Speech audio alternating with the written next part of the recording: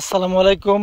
আবারও চলে আসলাম ধান ক্ষেতের আগাছা দমনের সেই ভিডিওর ধারাবাহিকতায় আরেকটি ভিডিও করতেছি।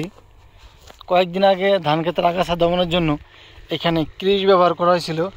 দেখি কৃষে এই ঘাসগুলো কেমন ধরছে। এ দেখেন, পানি ঘাসগুলো অলরেডি লাল হয়ে গেছে।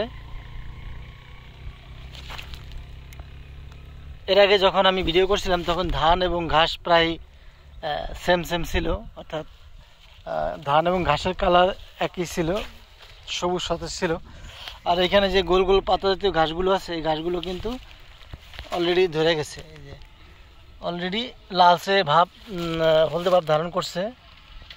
অর্থাৎ এইখানে এগুলোতে যে আগাছা মরবে সেগুলা নিশ্চিত করে বলা যায়।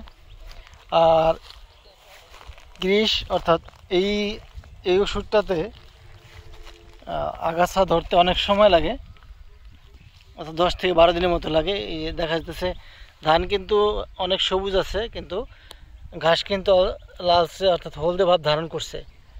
আর এই ঘাসগুলো কিন্তু অনেক মোটা। এই যে ঘাসটা কিন্তু অলরেডি হলদে ভাব ধারণ করছে, অর্থাৎ ঘাসটা মরার জন্য প্রস্তুতি নিচ্ছে। যাই হোক, কয়েকদিন আগে আমি যে ভিডিও করছিলাম সেই ভিডিও ধারাবাহিকতা আজকে আবার আরেকটি ভিডিও করলাম। আসসালামু আলাইকুম, ভালো থাকবেন।